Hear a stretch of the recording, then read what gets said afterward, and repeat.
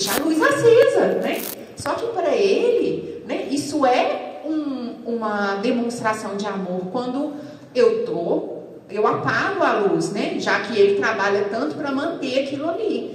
E isso para mim ali, no caso, era banal. Como talvez para o homem pode ser banal a toalha fora do lugar. Mas para a gente que ali, ó, lutou o dia inteiro, ele ia chegar e fazer isso, né? Então a ideia é a gente pensar sobre isso. Às vezes uma coisa que é banal para a gente, para o outro, talvez aquilo seja importante. Então a gente olhar com esse olhar também. Será que vai me custar? Se é tão banal assim, será que me custa ir lá apagar a luz? Ou se é tão banal uma roupa que eu deixei jogada no banheiro, será que eu não posso pegar e colocar no lugar certo?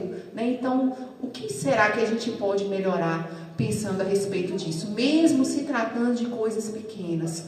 Mas quando a gente pensa a respeito nesse caso, a gente vê que se a gente deixar, aquelas coisas pequenas podem se tornar algo grande e atrapalhar a harmonia do lar. Aqui nós estamos, a maioria são casais, né, com mais tempo de casado, maioria mais maduro que a gente aqui de casamento aí, mais tempo. E às vezes pode parecer que, ó, isso não é para nós já passamos dessa fase. Mas o que é para vocês, Rosângela e Carlinhos, por exemplo? Isso aí eu sei que não é um problema de vocês. Mas, por exemplo, o que é nesse assunto? Todos nós aqui somos multiplicadores. E é uma falha hoje, né? Estou citando exemplo dos mais experientes. É uma falha hoje, às vezes, dos mais velhos, passar essas situações para os mais novos.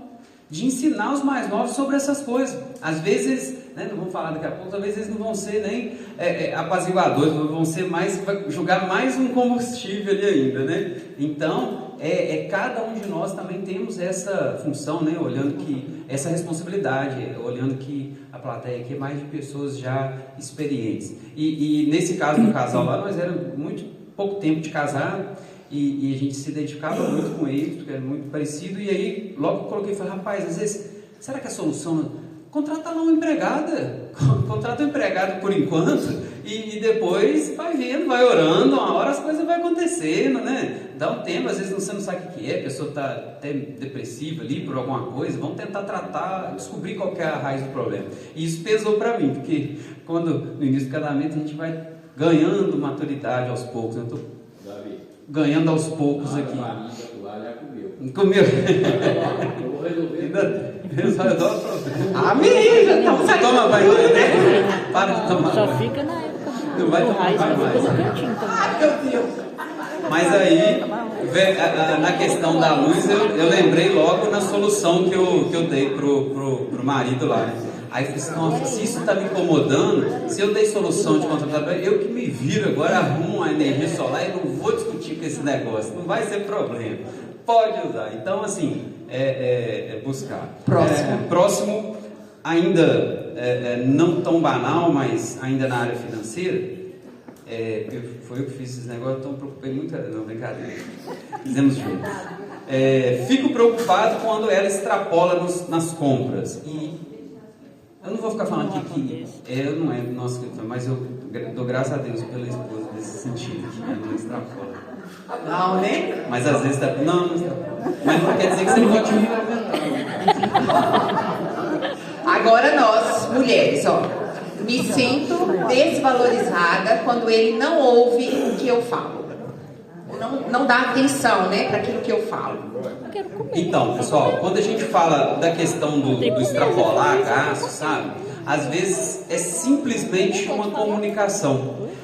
Tem marido que é mais comunicador, que gosta logo de chamar logo para conversa, fala, ó, vem aqui, olha como é que está a nossa situação financeira e tal, vamos comprar mais isso esse mês ou não, né, ajuda aqui na sugestão. Só que às vezes tem marido que é mais quieto e fica guardando essas coisas. E é pela falta de comunicação, às vezes ela entrou no vermelho lá, ele também não fala, ou só reclama, ou não sabe qual foi a motivação daquilo, não participa, e aquilo vai minando. A ideia vocês entrarem em acordo, né? Nós entrarmos em acordo, nós está sempre aberto com o outro com relação a essas questões financeiras.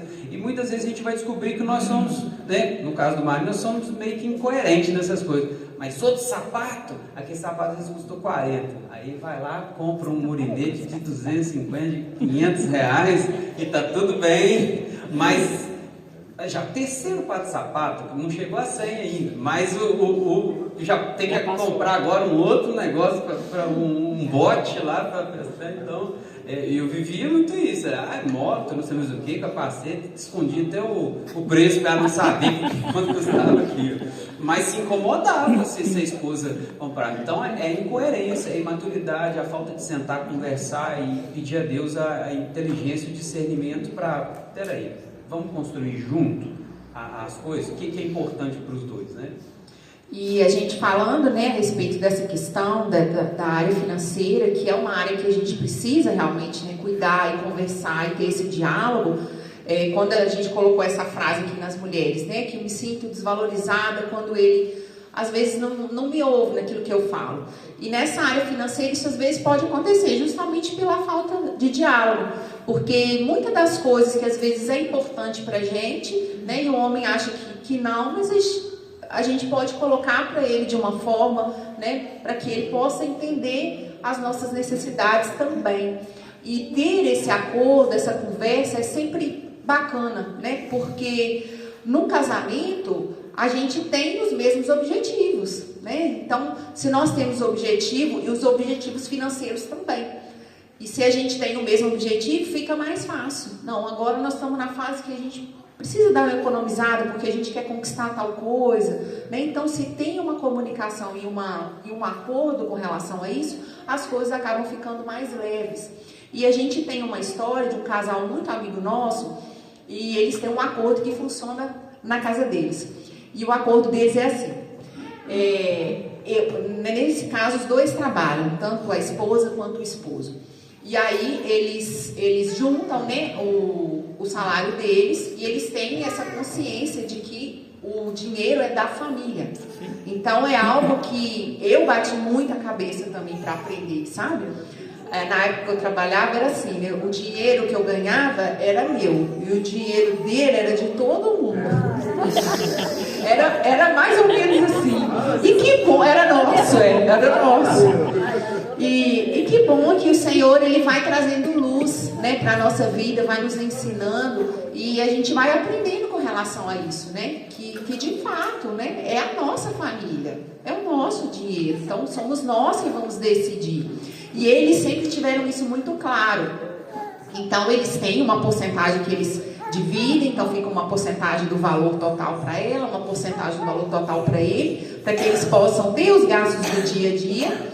Mas quando é uma compra mais substancial de dentro de casa, eles têm um acordo que é assim, os dois precisam falar sim para eles poderem comprar essa coisa. Se algum dos dois falar não, né, não concordar ou não achar que é o momento de comprar, então quer dizer que eles não vão comprar. Então, por exemplo, uma televisão. Nós vamos comprar esse mês? Se o esposo falar sim e a esposa falar sim, eles compram. Se um falar não, eles não compram. E por que a gente quis contar esse exemplo? É justamente um exemplo. Isso é um acordo que funciona para a casa deles, para a realidade deles. A gente sabe que fala Deus!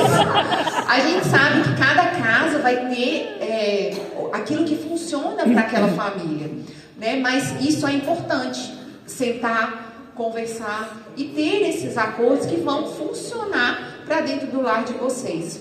E outro ponto que eu acho muito importante a gente tratar aqui, né, de ter essas oportunidades de a gente estar junto discutindo sobre isso, é uma questão justamente de esconder do outro com relação à questão financeira. Então, a gente, em contrapartida, conhece um outro casal que essa situação acontece. O homem assume esse papel mais naturalmente, talvez, do que a gente que é mulher, de controlar essa parte financeira. E nesse relacionamento, o homem, ele assume esse papel e ele fala, não, o que é meu é nosso, né? Então, o dinheiro é nosso, mas ele não dá liberdade para a esposa. Esse dinheiro aqui você tem liberdade para gastar. Então ela não tem a liberdade de ter 10 reais no bolso para poder comprar um picolé na rua a hora que ela está na rua, por exemplo. E ele não abre a vida financeira dele para ela. E isso tem um nome, se chama infidelidade financeira. Por quê? É um nome forte, mas significa que você não confia na sua esposa, sabe? Você não confia no seu cônjuge. Então, ela não sabe qual banco que você tem conta, ela não sabe a sua senha, ela não sabe quanto que vocês têm, porque o dinheiro é de vocês, é da família. Ela não sabe quanto que vocês podem gastar, se vocês têm dívidas ou não. E aí a gente pensa numa situação que a gente não sabe o dia de amanhã. Então, vamos supor que esse marido, aconteça alguma coisa e ele fica impossibilitado, né? Alguma emergência e ele está numa situação de que ela